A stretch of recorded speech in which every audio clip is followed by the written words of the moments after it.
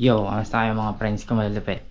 So, ngayong araw nga pala ay meron tayong parcel. Yan ah. Laki. Gaan, ba't ang gaan? Legit kaya to. Okay na, scam na ah. Yan, buksan natin. Unboxing tayo.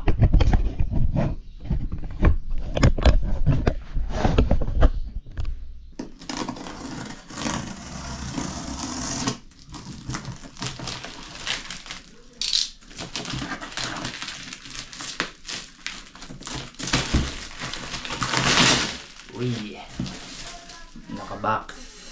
Replica Pro. Parang ang gaan naman.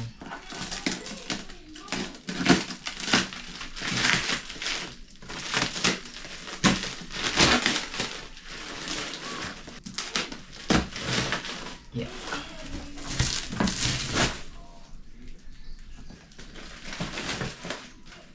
Standard conical block with bang sensor.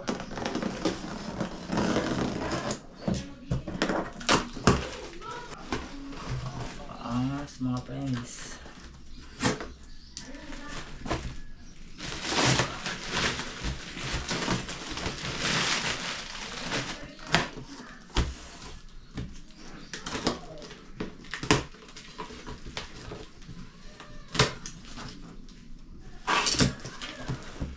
Ito na, moment of truth.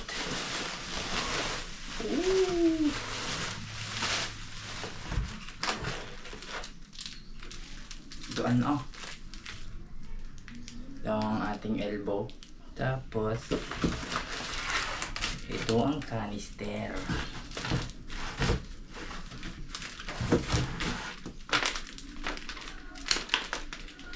Naka-replica pro na tayo mga friends.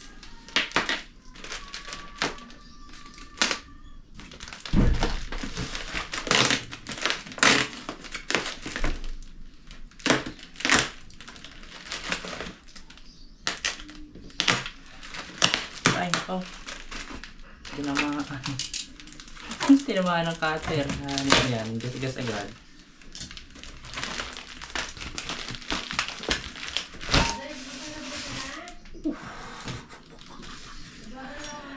Ang ganda. Yo mga friends, pwede na natin ito ikabit. Grabe naman. Napakaganda naman. Replica Pro. Tapos meron pa tayong sticker. Yan, pwede natin ito ikapit sa underneath ng sticker. Ito elbow. Kasi itong canister. Ready na ako. Excited na ako ikabit ng mga friends. Tinamaan ko ng cutter oh. Sayang. Hanip na yan. Okay. Mamait lang mga friends. At pwede na natin ito ikabit. Let's go. Kaya mga friends, babaklas muna tayo ng motor. At kakabit natin ang ating bagong pipe. Para nga pala ang ating pipe. DIY. Yan. Baklasin na natin yan. Let's go.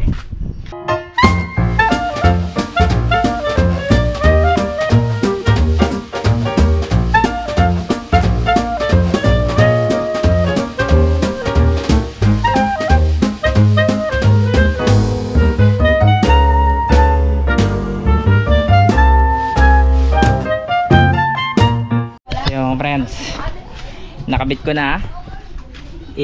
Angas. Replica Pro. Standard Replica Pro. Ganda. Sound check.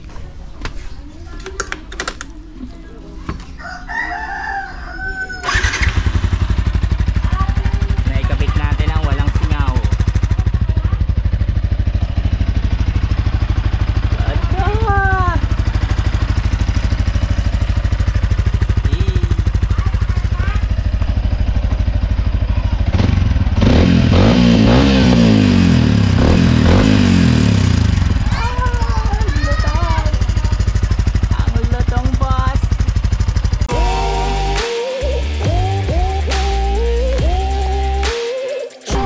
Eto mga friends, ang first impression natin sa Replica Pro na pipe. So na-testing ko naman na to kahapon. Punta kami Balayan, nag-withdraw ako ng pera, at base sa aking experience kahapon ay napakasarap niyang pakinggan.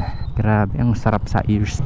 Tapos ang gaan niya, mas magaan siya kaysa dun sa stock. Ang layo ng diferensya ng bigat, kaya mas masarap siyang gamitin kasi nga sobrang gaan. Ang stock kasi kailangan dalawang kamay eh. Ito kahit isang kamay lang kayang kaya.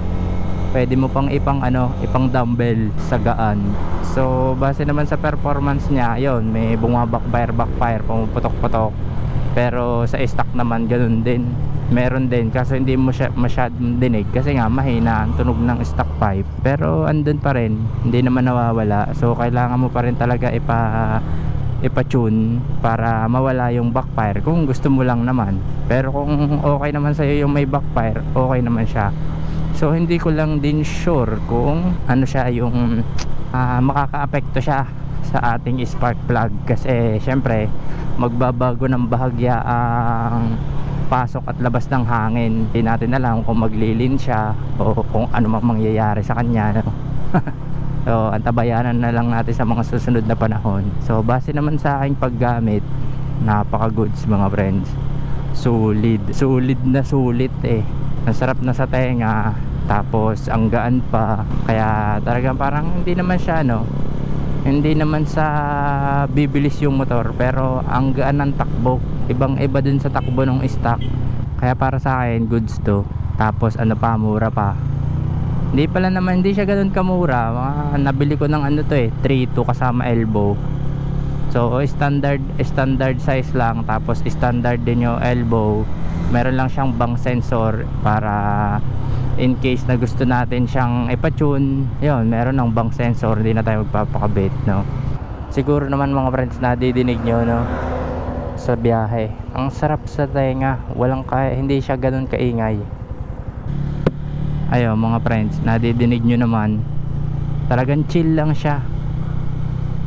Chill lang yung kanyang takbo, yung kanyang tunog, napakasarap sa tenga. Pero pagka hinapit mo yan ng above 5,000 RPM, sarap niyan sa ears, lagapak na yan, lutong. Para sa akin talaga, ito yung isa sa pinaka the best na power pipe dito sa Pilipinas. Isa to sa pinaka magandang power pipe sa market ngayon, Replica Pro. Mula noon pa ito na yung pinaka gusto kong ikabit dito na pipe. Solid tumunog, sarap, bassy, medyo ma-bass. Yo mga friends, yun lang naman first impression ko dito, at wala pa ako nakikitang kakulangan dito sa pipe na to. Solve na solve talaga. So hindi ko sigurado kung okay lang na hindi mag-remap, pero parang okay lang naman kasi yung elbow naman niya is halos kaparehas lang ng stock. So kakunti lang pagkakaiba. Tapos bago rin naman ang spark plug natin, kaya okay lang siguro. Yung lang dito is baka sumayad siya dun sa nut ng ng axle, no? Baka sumayad yung inner niya, yung pinakapang yun sa sa may nga, kapag yung shock nyo is malambot. So yung akin namang shock is pang racing, medyo matigas. Kaya hindi siya sumasayad kahit may angkas ako. Ewan ko lang kapag ang angkas ko dito ay mabigat o kasing bigat ko, ewan ko lang kung sasayad yan. Pero may solusyon naman, lalagyan mo lang siya ng spacer lang ang katapat mga friends. So yun, para hindi siya sumayad dun sa tornilyo sa Pero sa akin naman sa ngayon hindi naman siya nasayad. Wala pa akong nakikitang kahit anong bahid ng pagsayad, no? Ewan ko lang pag nalubak ng malalim. Ingatan na lang malubak ng malalim. So bibili pa kasi ako ng spacer para ipanglagay dito, tsaka yung tornilyo nga na pampalit. Maiksi kasi yung tornilyo nito yung sa lalagyanan ng sa pipe. So bibili pa tayo. Yun lang naman yung nakikita kong hindi maganda dito sa pipe na to. Medyo mumurahin yung elbow sa tingin ko lang. Magpapalit na lang kayo ng elbow, magpare elbow kayo, o kung anong gusto nyong style ng elbow, paggawa nyo na lang.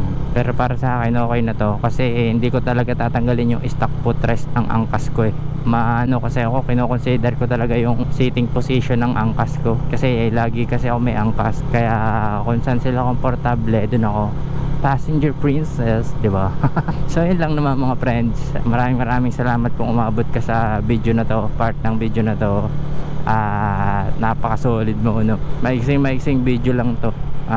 Tinesting ko lang talaga itong replica Pro Power Pipe, at sigurado ako na magtatagal to sa akin. Ito na lang yung gagamitin kong pipe.